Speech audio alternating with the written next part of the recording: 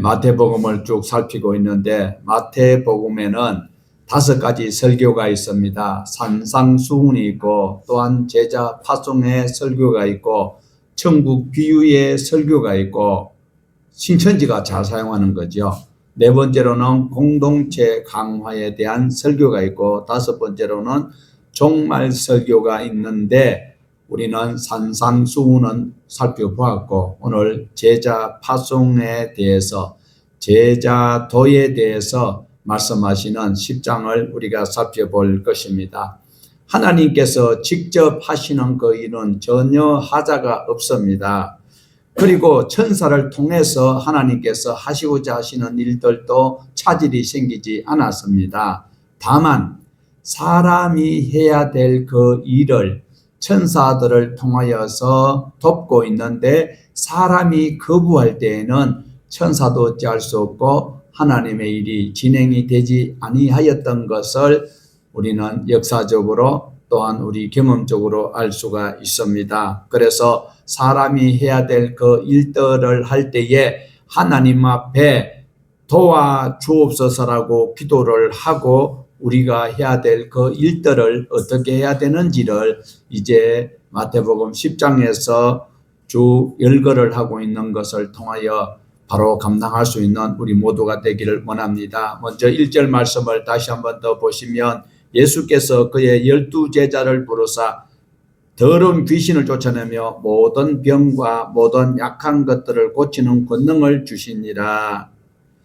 성경을 읽을 때 중요하게 여겨야 되는 것이 있습니다. 그냥 무작위로 속독하는 것이 아니라 성경 백독 사관학교가 중요한 것이 아니라 하나님께서 말씀을 주시는데 세상 논리와 조금 다른 것이 있어요. 자, 눈여겨보시기를 바랍니다. 성경을 읽을 때에 우리는 어떻게 읽어야 되는가? 육가 원칙하고는 달라요. 육가 원칙보다도 더한 것이 있다는 거예요. 언제, 어디서, 누가, 누구에게, 무엇을, 어떻게, 왜. 무조건 내게 주신 것으로 두려워하지 말라. 내가 너와 함께합니다. 이사야서 41장에 있는 말씀을 내게 주신 것이다. 이렇게 아멘하고 그리고 뭐 뛰어내리고 이러면 큰일 나는 거죠. 그러니까 언제, 어디서, 누가, 누구에게, 무엇을, 어떻게, 왜.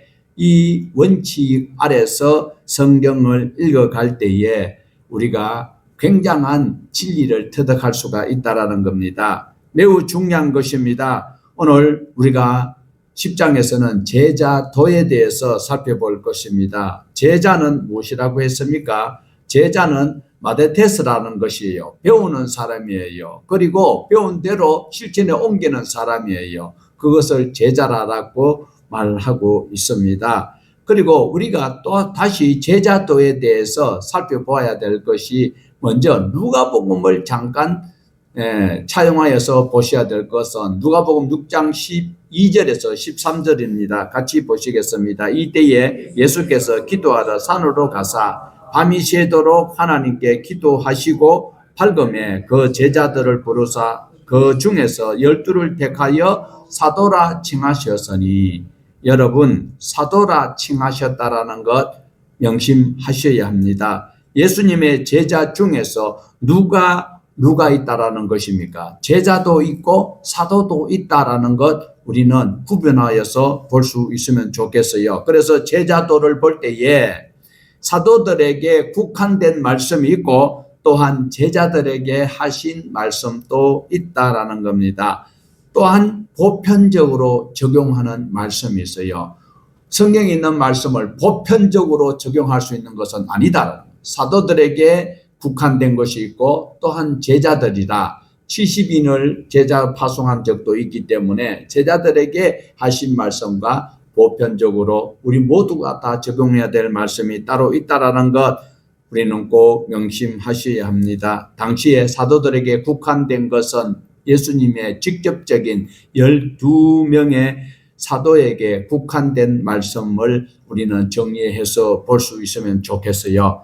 사도들에게 하신 말씀인데 지금 나에게 하신 말씀으로 착각하여서 오해를 일으키는 분들이 가끔 있다라는 겁니다. 하나님의 말씀은 1점 미력도 땅에 떨어지지 아니하고 그 말씀이라고 생각하고 있기 때문에 그렇다라는 거예요. 그래서 보편적으로 제자들에게 하신 말씀과 사도들에게 하신 말씀과 우리 일반 모두가 적용해야 될 말씀이 따로 있다라는 거 꼭 기억을 하셔야 되고, 또한 사도들에게 하신 말씀인데도 그 사도들의 신앙하는 가운데 성령님이 오셔서 시대가 바뀔 때에 또 적용하는 부분도 다르다라는 것을 우리는 민감하게 살피지 않으면 신천지나 이단에게 짚밟힐 수가 있다라는 거 기억을 하셔야 합니다. 성경을 읽을 때 어떠한 부분을 적용한다라고 목숨을 다하고 뜻을 다하여 그것을 그대로 붙들면 바로 우매자가 되고 만다는 사실을 꼭 기억해야 되고, 조금 전에 7가지 원칙을 우리는 염두에 두면서 사실관계를 먼저 파악하는 것이 우리 신앙이 위험에서 구출될 수 있는 방편이기도 하다라는 거 기억을 하셔야 합니다. 그래서 제자도를 배울 때 매우 중요한 것은 실제로 마태복음 28장에 잘 설명을 하고 있어요. 마태복음 28장 16절에서 20절입니다. 11제자가 갈릴리에 가서 예수께서 지시하신 산에 이르러 예수를 배웠고 경배하나 아직도 의심하는 사람들이 있더라. 예수께서 나와서 말씀하여 이르시되 하늘과 땅의 모든 권세를 내게 주셨으니 그러므로 너희는 가서 모든 민족을 제자로 삼아 아버지와 아들과 성령의 이름으로 세례를 베풀고 내가 너희에게 분부한 모든 것을 가르쳐 지키게 하라. 볼지어다 내가 세상 끝날까지 너희와 항상 함께 있으리라 하시니라. 제자에게 하신 말씀은 모든 것을 배워 지켜 행하면서 가르치라라고 말씀을 하고 있습니다. 그렇다면 오늘 신앙생활을 20년, 30년, 40년, 50년 하다가 운명을 달리한 분들이 하나님의 말씀 창세기에서부터 요한계시록까지 하나도 안 빠뜨리고 다 들어본 설교가 있느냐라는 것을 우리는 질문을 해 보셔야 합니다. 예수님께서 분부하신 것은 마태복음만 아니다라는 거예요. 이미 우리에게는 요한계시록까지 66권이 우리에게 들려져 있다라는 겁니다. 그래서 예수님의 설교들을 자세히 살펴보면 그 말씀을 따라 살아야 되고 그 말씀을 따라 다녀야 되고 그 말씀대로 살아야 되는 이런 것들이 10장에만 봐도 10가지가 넘는다라는 것을 꼭 기억을 하셔야 합니다. 내가 너희에게 분부한 것을 가르쳐서 지키게 하라. 이것이 제자가 원어적으로 예수님을 닮아간다라는 그 의미의 마무리를 짓고 있는 단어이기도 한 것입니다. 예수님을 닮으려면 어떻게 해야 될까요? 예수님 말씀은 그 존재 자체인 것입니다. 그래서 그 말씀을 바로 읽고 바로 듣고 바로 배워서 그 말씀대로 따라 살아가야 하는 것이 매우 중요하다라는 것을 우리에게 오늘 본문은 말씀을 하고 있어요. 구체적으로 어떠한 내용인지 1절이 매우 중요한 말씀으로 우리에게 알려주고 있어요. 우리 1절을 다시 한번 더 보시면 예수께서 그의 12제자를 부르사 더러운 귀신을 쫓아내며 모든 병과 모든 약한 것들을 고치는 권능을 주시니라. 이 비참한 것 그리고 모든 악한 것 이 다 고쳐지면 그곳이 어디일까요? 그것이 바로 천국입니다. 천국에는 아픈 것이 없어요. 죽음이 없어요. 눈물이 없어요. 슬픔이 없어요. 배신이 없어요. 차별이 없어요. 그것이 바로 하나님 아버지가 우리를 위해서 궁극적 천국을 만들어 놓고 천국을 맛볼 수 있도록 예수님 말씀을 통하여서 그 길을 열어주셨다라는 것입니다. 그 다음부터는 이제 볼 것은 예수님이 12제자가 아니고 12사도의 이름이 쭉 열거가 되고 있습니다. 우리 2절에서 4절까지 보실까요? 12사도의 이름은 이러하니 베드로라 하는 시몬을 비롯하여 그의 형제 안드레와 세베대의 아들 야고보와 그의 형제 요한, 빌립과 바돌로메, 도마와 세리마테, 알페오의 아들 야고보와 다데오, 가나나인 시몬 및 가론 유다 곧 예수를 판 자라. 자,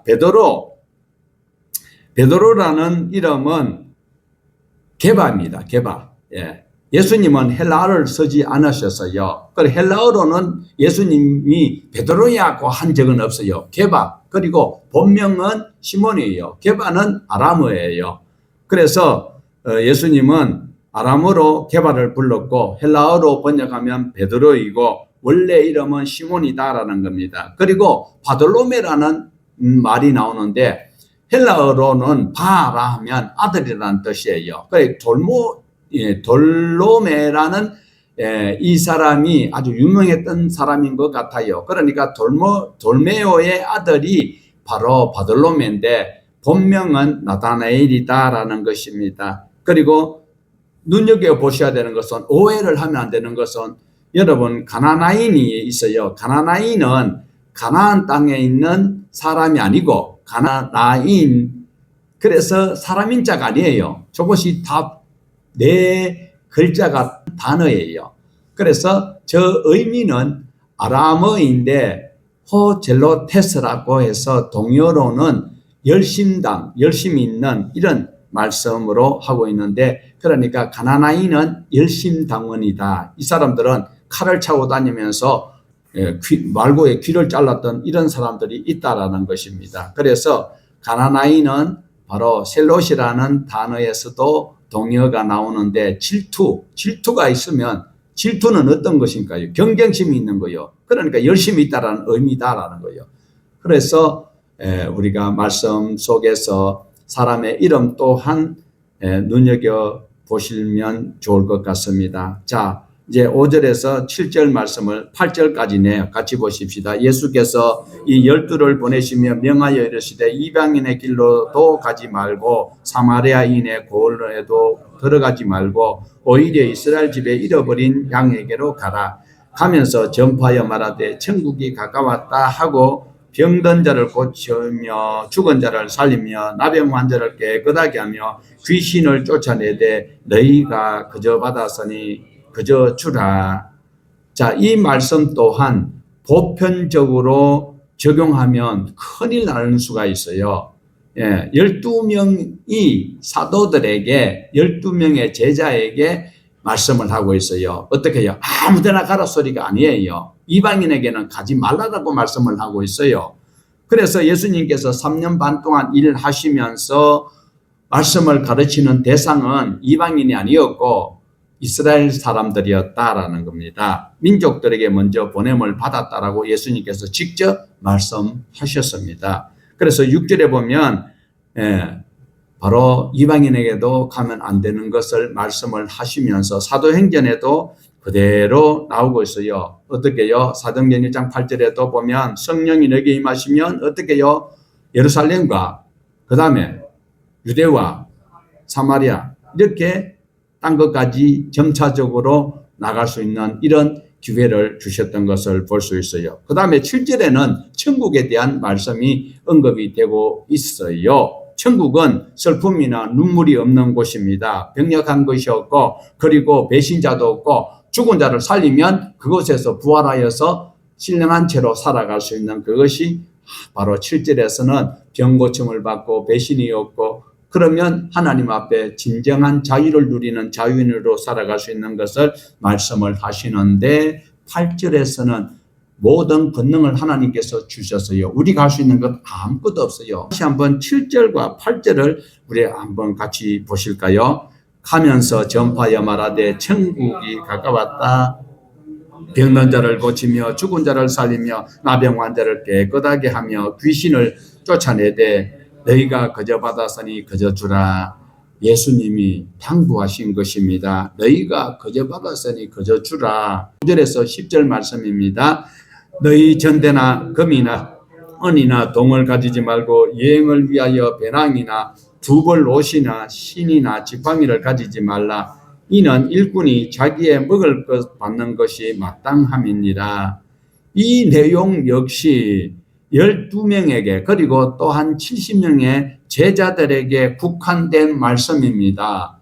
우리가 어디 가서 무조건 일해주고 아무것도 뭐 이런 거 큰일 날 소리. 요즘은요, 그 전대를 안 가져가도 돼요. 뭘 가져가면 돼요? 신용카드 가져가면 돼요. 예, 신용카드도 없으면 어떻게 핸드폰에 딱 집어 넣어가지고 가면 되겠지요.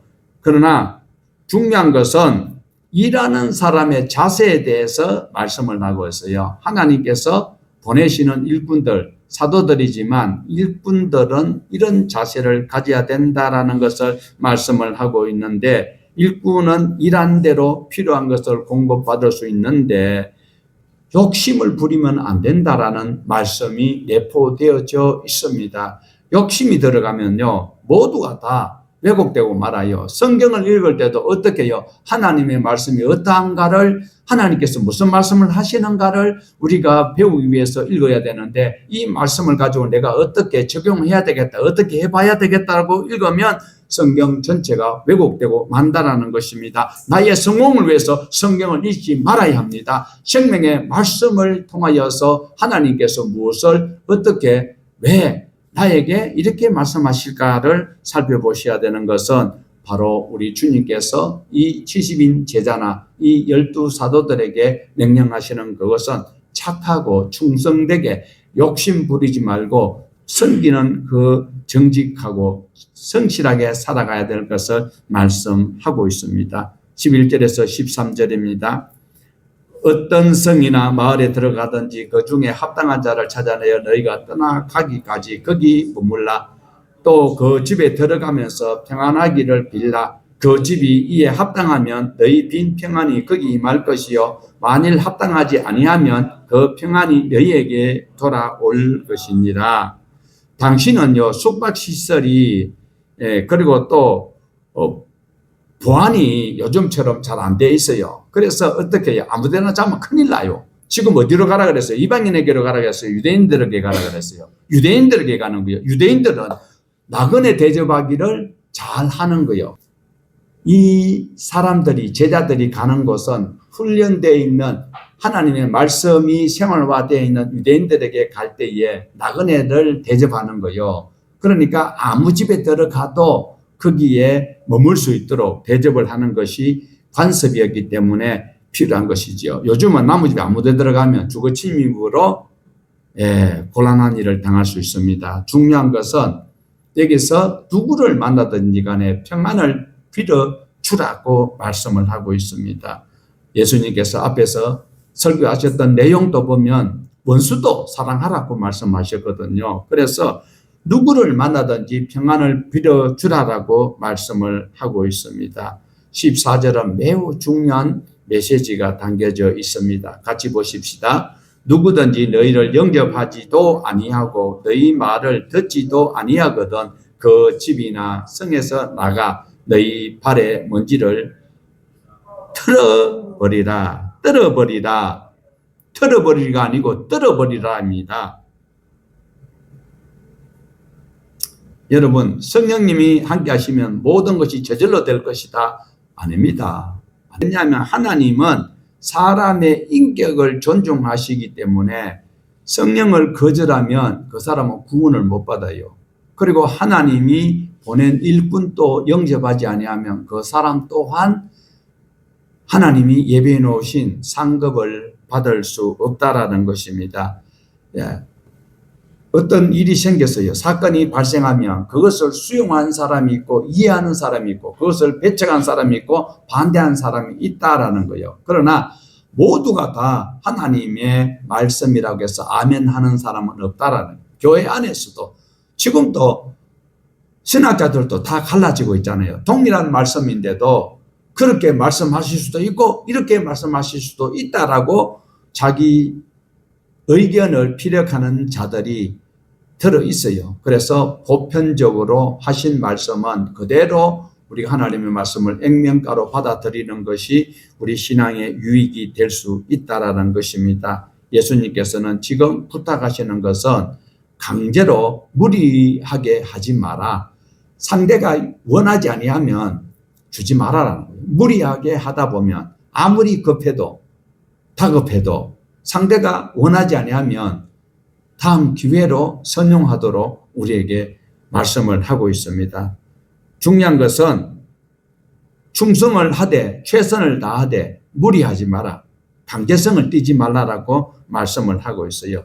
상대를 존중하되 최선을 다하여서 상대를 하나님의 말씀으로 이끄는 그런 필요를 지혜를 구할 수 있는 우리가 되셔야 할 것입니다. 자, 15절을 보십니다.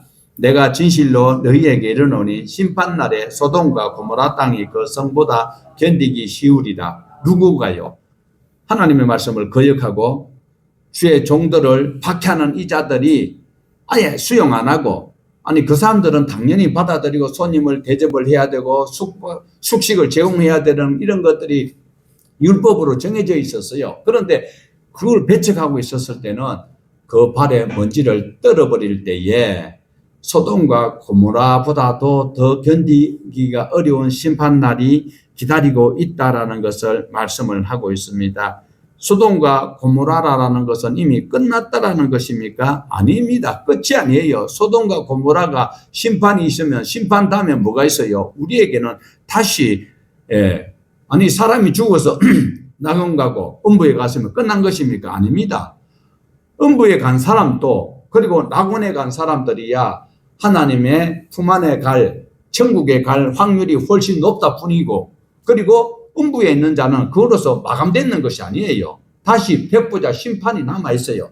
백부자 심판을 통하여서 영벌과 그리고 영생에 들어가는 기회가 있기 때문에 우리는 내세에 대해서는 함부로 평가나 죽음 이유에 대해서는 말을 조심하셔야 합니다. 하나님이 하신 일 중에 모두가 다 선하시기 때문에 우리가 하나님이 하시는 그 일을 옳다 하면 되는 것이지, 거기에 대해서 내가 추정으로 하나님을 위한다 치고 성경에 없는 이야기는 조심해야 하는 것입니다. 죽음 이후의 세계에 대해서는 단정적인 말은 삼가하셔야 합니다. 우리는 하나님을 신뢰할 뿐입니다. 하나님의 말씀을 믿을 뿐이다라는 거 기억을 하셔야 합니다. 자, 16절에 보면 또 제자들을 보내실 때 어디로 보낸다고 했습니까? 그들을 이리 가운데 보낸다라고 말씀을 하고 있거든요. 자, 우리 16절을 한번 보실까요? 보라, 내가 너희를 보냄이 이 양을 이리 가운데로 보낸 것 같도다. 그러므로 너희는 뱀같이 지혜롭고 비둘기같이 순결하라. 여기 뱀같이 이 단어 때문에 이 뱀이 무엇이냐? 이 뱀은 창세기 3장에 나오고 있는 뱀이에요. 그런데 뱀같이 지혜로우라고 하니까 뱀을 연구할 필요는 없어요. 뱀은요, 보면 징그러워요. 그런데 뱀은 이 사람들이, 당시의 사람들이 생각할 때에는 지혜롭다라고 여기고 있는 거예요. 그런데 지혜로운데 이것이 속이는 거예요. 하나님의 나라, 하나님의 통치가 있는 에덴에도 뱀이 와서 속였다라는 것이에요. 그러니까 뱀이 지혜로운 것 같은데 속이는 것이 있기 때문에 우리는 살아갈 때 지혜를 잘 활용해야 돼요. 비둘기같이 순결하다. 비둘기라면 무조건 비둘기를 연구를 하는 것이 아니고, 비둘기가 순결해요? 비둘기가 깨끗해요? 여러분, 피존이 뭡니까? 피존. 그 비둘기 지저분한 거요. 그런데 비둘기같이 순결하다. 이 당시에는 뱀은 지혜롭다는 거예요. 뱀은요, 머리만 들어가면은요, 자기 자신을 다 숨길 수 있어요. 똘똘똘똘 말아버려요. 그러니까 지혜롭다고 이야기할 수. 비둘기가 뭐 순결하노? 방주에서 끝에는 배반 안 했나? 배신했어요. 그런데도 비둘기를 보편적으로는 순결하다라고 우리가 사용하고 있는 이 말씀은 바로 어떻게요? 악령의 도구로 쓰이면 안 된다. 악령의 도구를 쓰이면 안 되는 것입니다. 뱀은 나중에 알고 보면요, 계시록에 보면 붉은 용, 그리고 마귀의 대명사로 사용되고 있다라는 것입니다. 우리가 욕심만 버리면은요, 얼마든지 정답이 보여요. 그러면 16절은 예수님께서 요약하면 어떤 말씀을 하셨을까요? 세상은 악하다라는 거예요. 뱀이 지혜롭고 뱀이 보신탕 아니고 뭐 베트남 가가 뱀탕 먹고 뭐 해. 그게 중요한 것이 아니라니까요. 뭘까? 비둘기가, 요즘 닭둘기잖아요. 비둘기고 뱀이고 필요 없고, 중요한 것은 세상이 악하니까 너희들이 말씀 안에서 성령의 인도하심을 따라 살아가면, 욕심을 버리면 하나님께서 계시의 영을 주신다라는 것을 말씀을 하고 있습니다. 17절을 보실까요? 사람들을 상가라. 그들이 너희를 공회에 넘겨주겠고 그들의 해당에서 채찍질하리라. 삼가라라는 단어는 전념하다, 주의하다, 조심해라라는 단어가 내포되어져 있습니다. 사람을 대할 때에 늘 조심해라라고 말씀을 하고 있어요. 자, 성령님께서 우리가 어떤 말을 할 것인가를 다 말씀을 주신다라고 19절에도 있는데 지금 이 말씀은 어떤 말씀인가 하면 하나님의 사람들은 항상 상대를 살피면서 주의하면서 교제도 하고 복음도 전해야 된다라는 거예요.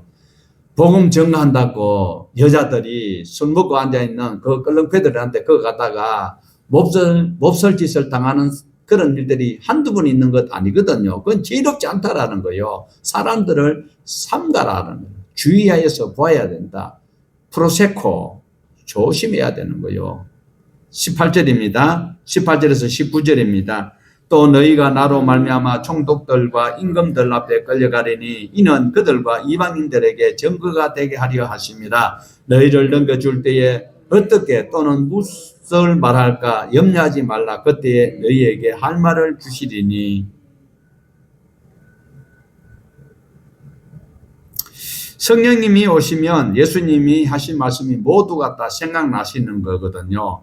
그러면 우리가 무조건 복음을 전가하기 위해서 믿음의 사람이 어떠한 악의 환경에 들어갔다 할지라도 어떤 위협이 있다 할지라도 하나님께서 내게 말씀을 주실 것이다 라고 그렇게 보편적으로 해석을 하면 안 된다라는 거예요. 그러면 어떤 말씀일까요?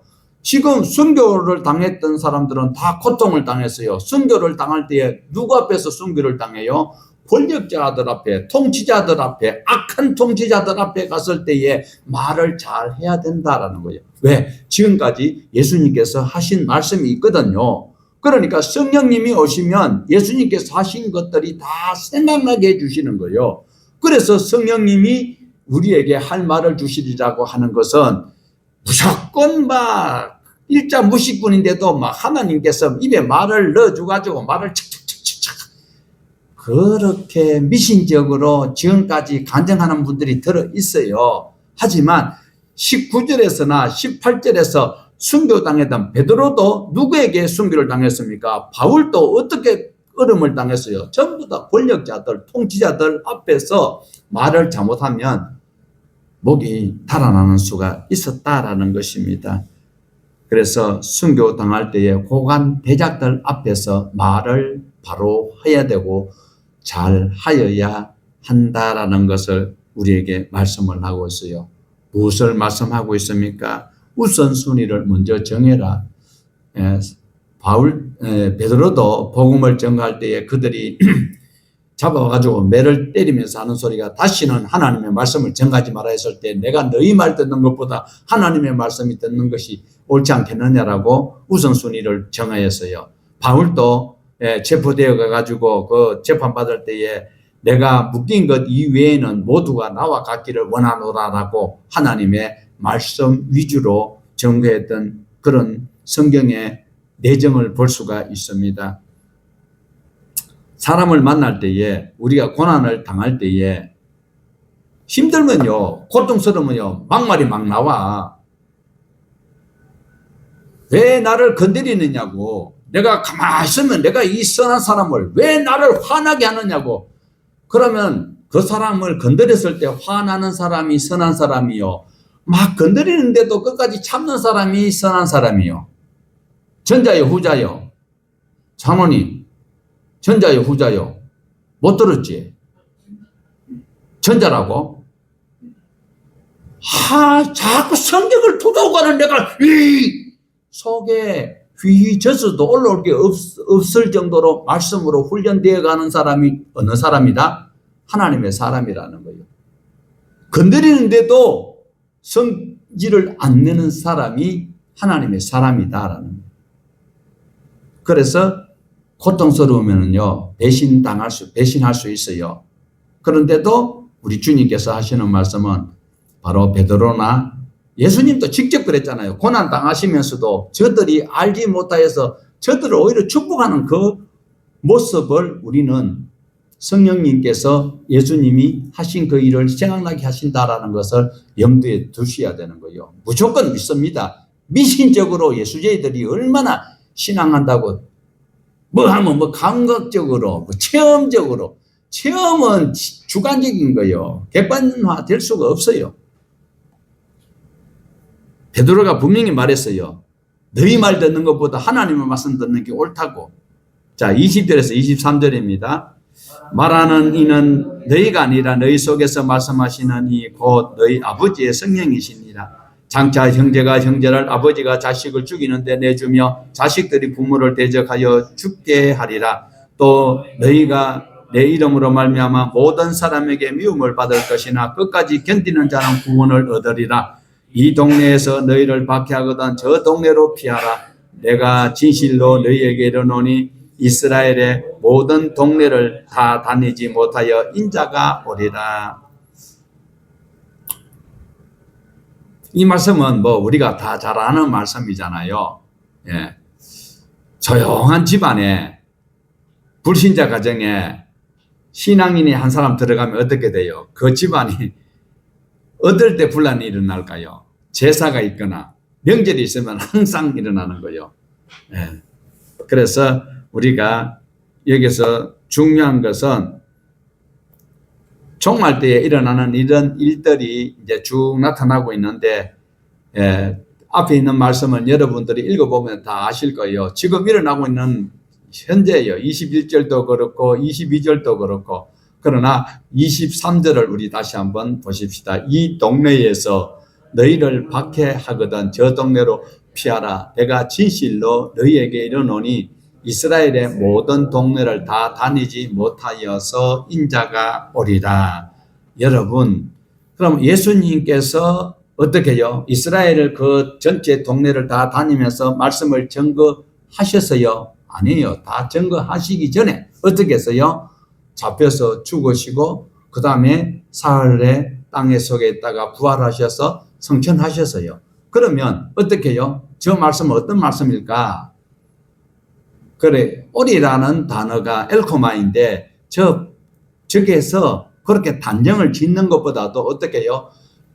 내가 너희에게 지금까지 교육을 하였고 파송하는 목적은 하나님의 말씀을 3년 반 동안 가르쳤던 그 모든 것들을 지켜 행해야 된다. 왜? 세상 끝이 오니까 그때 나는 가지만 너희는 이 배웠던 말씀을 가지고 복음을 전하는 그 일에 매진하라. 이 의미가 있다라는 거예요. 그래서 저 오리라는 저 단어로 마감을 하지 말고 어떻게 해요? 내가 이스라엘의 모든 동네를 다 다니지 못하고 내가 먼저 가게 될 것이니 너희가 이어서 이 일을 하려면 이런 자세를 가지고 해야 된다. 왜? 형제가 형제를, 아버지가 자식을, 자식이 아들을 막 교회 안에서도 분쟁이 일어날 것이다. 그러나 배웠던 말씀을 가지고 뱀같이 지혜롭게 비둘기같이 순결하게 그리고 충성되게 하나님의 말씀을 가지고 어떻게 해요? 끝까지 견디면 구원을 얻게 된다. 내가 교회 한번 갔다 왔기 때문에 구원 얻는다? 아니다. 그럼 어떻게 해요? 끝까지 견디기가 참 힘들지요. 순교적 각오를 가지고 있어야 될 것을 말씀을 하고 있습니다. 자, 24절에서 25절입니다. 제자가 그 선생보다 또는 종이 상견보다 높지 못하나니 제자가 그 선생 같고 종이 그 상견 같으면 조카도다. 집주인을 발세부리라 하거든 하물며 거짓 사람들이야. 자, 너희를 대할 때에 즉 예수님 보고도 예수님께서 죽은 자를 살리고 눈 먼 자를 맹인을 눈 보게 하고 막 이렇게 했는데도 발세부를 힘입었다라고 없인 여길 것 같으면 너희들은 훨씬 더하다. 그런 각오를 가지고 우리에게 신앙을 유지할 것을 말씀하고 있으면서 그러나 두려워하지 마라. 두려워하지 마라. 26절에서 27절입니다. 그런 그들을 두려워하지 말라. 감추인 것이 드러나지 않을 것이 없고 숨은 것이 드러나지 않을 것이 없습니다. 하나님께서 다 아신다. 내가 너희에게 어두운 데서 이르는 것을 광명한 데서 말하며 너희가 귀 속으로 듣는 것을 집 위에서 전파하라. 자, 예수님이 하시는 말씀은 하나님이 다 알고 계신데요. 그리고 제자들에게 가르칠 때 소리가 잘 안 들리지만 관심 있는 사람은 알아듣는다라는 거예요. 동일한 예배 공간에 있는다 할지라도 하나님의 말씀에 관심이 있는 사람은 듣고 관심이 없는 사람은 못 알아듣는다. 그러나 예수님께서 너희에게 귀 속으로 하는 것을 들었던 너희는 어떻게 해요? 집 위에서 구함을 찔러서 딴 것까지 모든 소리를 발하여서 들을 수 있도록 해라라고 말씀을 하고 있습니다. 그러면서 27절에 다시 한 번 더 그 말씀이 이렇게 증거될 때에 28절에서 29절입니다. 몸은 죽여도 영혼은 능히 죽이지 못하는 자들을 두려워하지 말고 오직 몸과 영혼을 능히 지옥에 멸할 수 있는 이를 두려워하라. 참새 2마리가 한 아사리온에 팔리는 것이 아니냐. 그러나 너희 아버지께서 허락하지 아니하시면 그 하나도 땅에 떨어지지 아니하리라. 너희에게는 머리털까지 다 세신 바 되었나니 두려워하지 말라. 너희는 많은 참새보다 귀하니라. 하나님을 경외하고 살아가라라고 말씀을 하고 있습니다. 제자의 가장 기본적인 자세를 말씀하고 있습니다. 세상을 두려워할 것이냐, 하나님을 두려워할 것이냐. 안 보이는 하나님을 우리는 업신여기기가 쉬워요. 의식하지 않을 때가 많아요. 그러나 보이는 환경 때문에 우리가 시험 들 때도 많고 또 배교할 때도 많고 배신할 때도 많습니다. 그러니까 32절에서 33절 누구든지 사람 앞에서 나를 시인하면 나도 하늘에 계신 내 아버지 앞에서 그를 시인할 것이요. 누구든지 사람 앞에서 나를 부인하면 나도 하늘에 계신 내 아버지 앞에서 그를 부인하리라. 자, 여기서 하시는 말씀은 공식적인 장소에서 주님을 시인할 수 있어야 된다.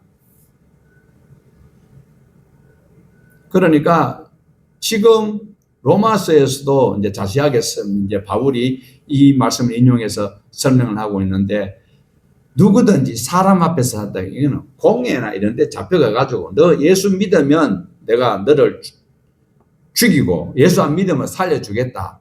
이럴 때 로마서에 보면 거기 나와 있어요.